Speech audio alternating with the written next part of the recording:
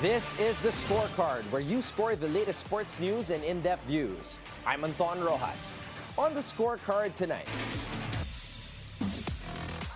Grigsby has played just one game for Ginebra, but he's already drawing comparisons to Justin Brownlee. Abarrientos explains why the Gin Kings see the same leadership and humility with their new import. His hustle turned heads for Gilas Pilipinas. Now, Phillips is ready for the next challenge. The former Salle star is taking his game to Japan after landing a 2-year deal in the B-League. A World Cup title and a mini earthquake?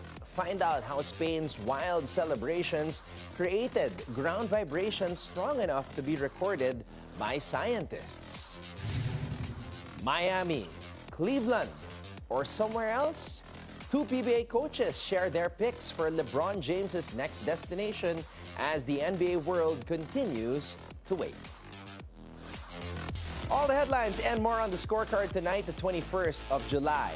Now, here's our roundup brought to you by the Philippine Sports Commission, the Philippine Olympic Committee, and the NSD-IAC.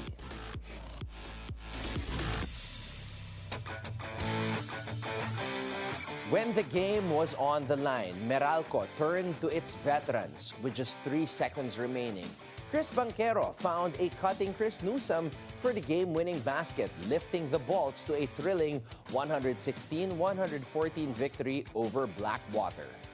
Banquero said the play began with a crucial defensive rebound before he spotted Newsome breaking free toward the basket.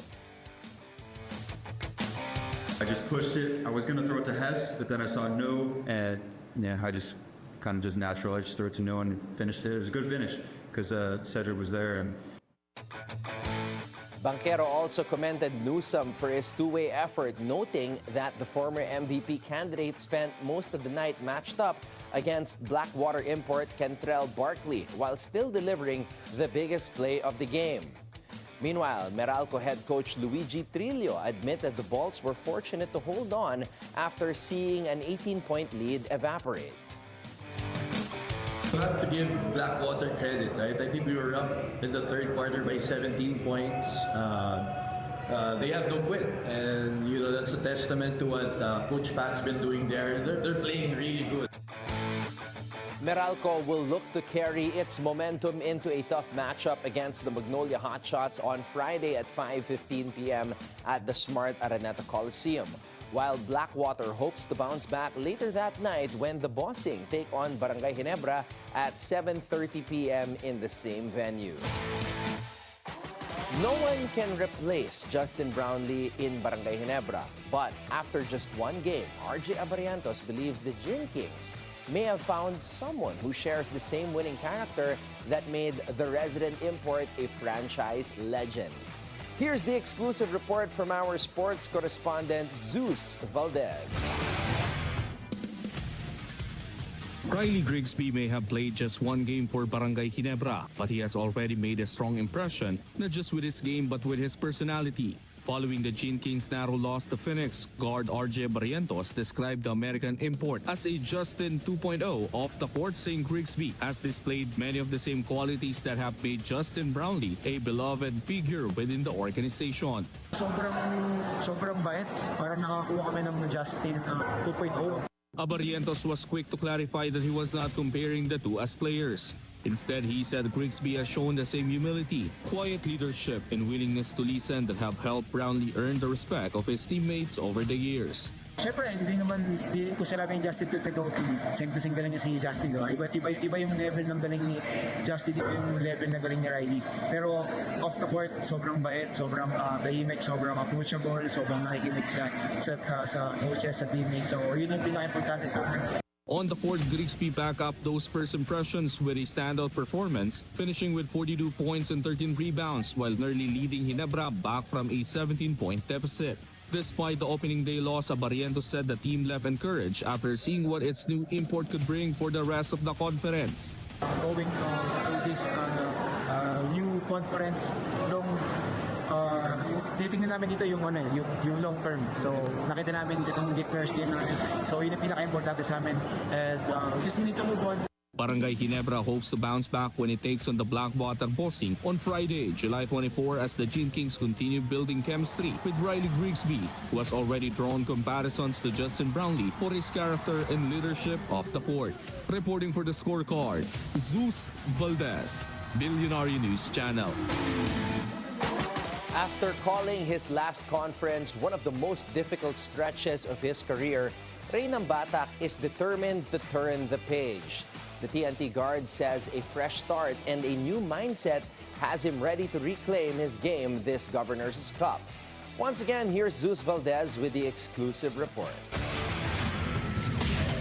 Ray Batak didn't just open the new conference with the win. He opened it with a new perspective. After admitting that he struggled with confidence and mental pressure last conference, the TNT veteran said his biggest goal this conference is to regain the form that has made him one of the league's most dependable guards. Batak backed up that mindset with 23.6 assists and 3 rebounds as TNT edged the Macau Giant Pandas 106-103 in its Governor's Cup opener. Kami really that conference. Last conference, hindi pa din ganun ulit mangyayari. So I need to find ways how to redeem myself, how to redeem my game. The veteran guard said one of his biggest lessons was learning not to put too much pressure on himself, admitting it affected not only his performance on the court but also his mental health. Last conference, I really put too much pressure on myself to the point na lahat naapektuhan, mental health ko, game ko, confidence ko, naapektuhan talaga. So, itong conference na to, fresh start ulit. Batak also liked what he saw from new TNT import Darius Tay, saying the former NBA G League forward has quickly adapted to the team system despite his short preparation. He added that the team isn't asking Days to replace the legacy of previous imports but simply to play his own game. Namin sinasabi sa kanila na alam mo tatatan kay mga previous na mga imports. You just have to play your own at tulungan mo lang kami na makapasok ulit sa playoffs. With his confidence rebuilt and a win already under TNT's belt, Batak believes this conference is the perfect opportunity to prove that his previous struggles are now behind him. Reporting for the Scorecard, Zeus Valdez, Bilyonaryo News Channel. Phoenix didn't trade for Gian Mamuyak to wait for the future. The Fuel Masters wanted an established veteran who could make an immediate impact. And according to team governor attorney Raymond Zorilla, that's exactly what they got. After opening the Governor's Cup with 3 straight wins, Zorilla said acquiring the former Rain or Shine captain was a move the organization simply couldn't pass up. So, hindi mo talagang maiisang tabi na isang veterano katulad ni Gian, ni Mamu, mapunta sa amin. No? Marami siguro, hindi lang namin alam, marami sigurong nag-aasam na makuha nila si Gian. Baka sinuwerte lang kami at napunta sa amin. Zorilla said Mamuyak's value was evident right away. Despite having just one practice with the team before his debut, the 26-year-old provided the leadership and stability Phoenix had been looking for. Unang practice pa lang niya, lumabas yung pagka-veterano naka 6 points ata. May back-to-back siya nung humahabol yung kalaban natin at nagbigay ng cushion. Hindi mo talaga iisang tabi yung isang veterano katulad ni Gian. At masaya kami nakuha at sana magtuloy-tuloy ito. The Fuel Masters are now off to their best start since 2019, further reinforcing the organization's belief that the blockbuster deal was worth the price. Zorilla also made it clear that the team is thinking beyond this conference, saying Phoenix is open to rewarding Mamuyak with a long-term contract if the partnership continues to flourish. Zorilla also defended giving up a future first-round pick, saying the chance to acquire a proven player who can help the team win now was far more valuable than waiting for an uncertain future. Gilas Pilipinas standout Mike Phillips is taking his game to Japan after signing a 2-year deal with B-League club Kyoto Hanarese. The 24-year-old former Salle Finals MVP arrives after an impressive showing in the FIBA World Cup Asian qualifiers, where his hustle, rebounding, and defensive presence stood out for Gilas. Phillips said he is excited to return to Japan and compete in one of Asia's top professional leagues. The move also means Phillips will put his PBA plans on hold as he embarks on a new chapter overseas, where he hopes to help Kyoto improve on last season's 20-win campaign. Alex Ayala remains among the world's elite after moving down one spot to number 29 in the latest WTA rankings just a week after reaching a career-high number 28. The 21-year-old Filipino was overtaken by former French Open champion Barbara Krejcikova, who climbed the standings following her title run in Athens. Despite the slight drop, Ayala continues to hold her place inside the top 50. Ayala now shifts her focus to the North American hardcourt swing, where she will look to build on her breakthrough season and continue her rise on the WTA Tour. Spain's World Cup triumph did more than send millions of fans into celebration. It also registered on seismic sensors across the country. Scientists said seismometers detected distinct ground vibrations after Ferran Torres scored the title-clinching goal, another after a disallowed goal, and the strongest tremor moments after the final whistle as Spain sealed its second FIFA World Cup crown. Researchers explained the phenomenon as induced seismicity, caused by thousands of supporters jumping, shouting, and celebrating at the same time. Similar ground movements were also recorded during Spain's Euro 2024 title victory, showing just how powerful the passion of football fans can be. FIFA has opened a disciplinary investigation into Argentina following a series of incidents after the World Cup final, where Spain defeated the defending champions to claim the title. The world governing body has appointed a disciplinary prosecutor to review the referee's report, match footage, and other evidence.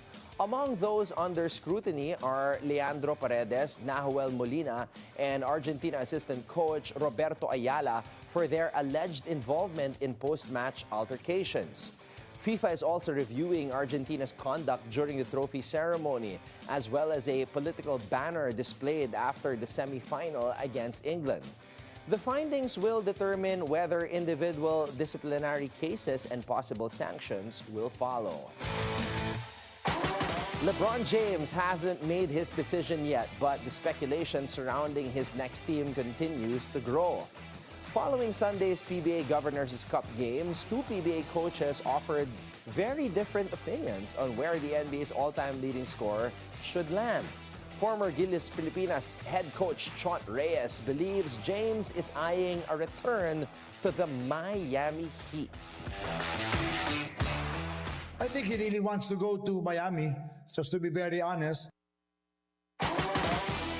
While Reyes sees South Beach as the most likely destination, he believes the best basketball fit could actually be the Denver Nuggets, saying LeBron could help create an even more competitive Western Conference. He also mentioned the San Antonio Spurs as another intriguing option for the fourth-time NBA champion. In terms of fit, I'd love to see him in Denver para lang mas magandang laban, make it a good balanced Western Conference. Pero intriguing din kung mag-San Antonio siya. Macau Giant Pandas head coach Marcus Elliott, however, has a different ending in mind. For him, the perfect story would be a homecoming to Cleveland, the franchise where LeBron's NBA journey began. I wouldn't mind if he went back home to Cleveland or Miami. I don't want to see him at Golden State, though. With LeBron yet to reveal his next move, teams like Miami, Cleveland, Denver, San Antonio, Philadelphia, Minnesota, and Golden State continue to be mentioned as possible destinations. Until the four-time NBA champion makes his decision official, the guessing game is far from over. Jose Rizal University moved one win away from the Phil Oil Eco Oil Preseason Cup title after stunning defending NCAA champion San Beda 70-59 in Game 1 of the best-of-3 finals. Lawrence Mangubat led the Heavy Bombers with 22 points, while fellow Mapua transferee Chris Hobilia added 19 as JRU took control of the series with a balanced effort on both ends of the floor. The Heavy Bombers now have a chance to capture their first Phil Oil Preseason Cup championship when they take on the Red Lions in Game 2 this coming Thursday. Charlie Suarez may have strengthened his case for a world title rematch, but the Filipino contender could still be left waiting. Despite his first-round knockout of Manuel Avila, reports indicate that WBO and IBF junior lightweight champion Emmanuel Navarrete is now prioritizing a title unification bout. Grant Suarez a rematch following their controversial first meeting. The California state gaining momentum, Suarez remains hopeful of getting his shot. His promoter, Samson Lefkowitz, has vowed to push for the world title opportunity the unbeaten Filipino has been fighting to earn. The Mandilaab Cup returns for its second edition on August 14 at the Eagle Ridge Golf and Country Club's Aoki course, bringing together golfers, leaders, and partners for a day of competition. The tournament will use the System 36 format, with this year's edition carrying the theme The Eternal Flame on the Fairways, swinging for honor, serving the nation. Organizers said they expect a stronger field than last year as the Mandilaab Cup continues to attract participants from the public and private sectors for its second staging. Up next, boxing Olympian Charlie Suarez has done everything asked of him inside the ring. But will he get the world title rematch he has rightfully earned? With Emmanuel Navarrete reportedly eyeing a unification bout, what happens to the WBO's rematch order? Attorney Ed Tolentino joins us to break it all down when we return right here on The Scorecard.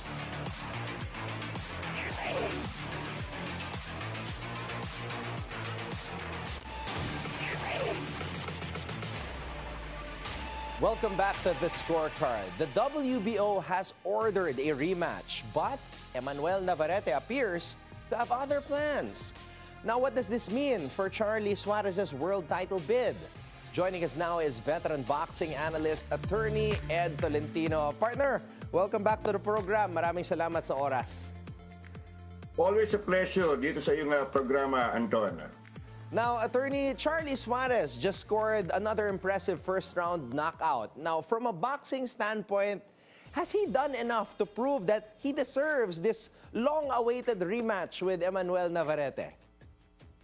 Oo, talagang overdue na itong si Charlie Suarez for a rematch with Emmanuel Navarrete for the championship sa junior lightweight division. Nakita naman natin yung kanilang unang pagharap noong May 2025, Charlie Suarez held his own against the formidable Mexican champion. In fact, many thought he was coming on strong in the second half of that fight until, of course, nagkaroon ng kontrobersiya. Allegedly, nagkaroon ng headbutt, pero it was a punch that caused a cut kay Navarrete. Originally, Navarrete was declared the winner by technical decision, pero na-overturn yan. Naging no contest ang laban at naibalik ang unbeaten record ni Charlie Suarez. So doon pala kita nyo na he deserves a rematch. In fact, ang WBO ay ilang beses nang nag-order na sila yung muling magharap. Ang problema, itong si Charlie Suarez, bagamat he cannot wait to be the Lord of the Ring, hinihintay ni Navarrete na maging kasintandasan ni Gandalf. Ano? Yung problema dito, iwas pusoy itong si Emmanuel Navarrete. Ano na ngayon? July na, wala pa rin nangyayaring negotiation sa pagitan ni Navarrete at ni Suarez. And worst, Navarrete is reportedly eyeing another unification show to kay Emmanuel Navarrete. So what should be the course of action here, attorney? Kasi yun na nga, the reports are showing that he wants that unification bout at umiiwas siya dito kay Charlie Suarez. What can Suarez's camp do para ilaban itong rematch na gusto nilang makuha? Well, ito ang ng WBO, no. At matuloy itong laban ni Navarrete and he ends up facing Oshaki Foster. What should Charlie Suarez do to keep himself busy? Should he risk taking another fight to keep himself fresh and warmed up? Kasi masyadong maikli yung naging huling laban itong si Charlie. What should he do? That's a very good question. Kontra sa ating Filipino boxer. Nako, partner, ang daming kailangan mangyari para matuloy lang itong rematch na to. Now, let's talk about Charlie Suarez as a boxer because Robert Garcia believes that Suarez has already proven that he belongs at the world championship level from a boxing perspective. How much can Garcia's backing influence yung direksyon ng career ni Suarez and his chances of finally landing that Navarrete rematch? Well, ito si Garcia is a kilalang trainer yan, dating world champion din yan, but he can only do so much. Pero the fact na nanggaling ang komento, isang napakagaling na trainer, a former world champion at that, syempre, iyan ay magre-raise ng decibels. Ibang mga boxing trainers, ibang mga fans, sinabi ni Garcia, deserving si Suarez, yan ay mag-e-echo sa boxing community. Hopefully, he can raise the clarion. Pero syempre, Garcia is only a trainer. Hindi naman siya talaga. Very well said, Attorney Ed Tolentino. Partner, maraming salamat muli for sharing your thoughts and analysis with us here on The Scorecard. Always a pleasure. Mabuhay ka, Anton. Bubuhay ka rin, Attorney Ed Tolentino with us here tonight on the Bilyonaryo News Channel. And with that, thank you for joining us. We'll see you again tomorrow on The Scorecard, where sports is our business and business is our sport on the Bilyonaryo News Channel. This is Anton Roxas. Have a blessed evening, everybody, and good night.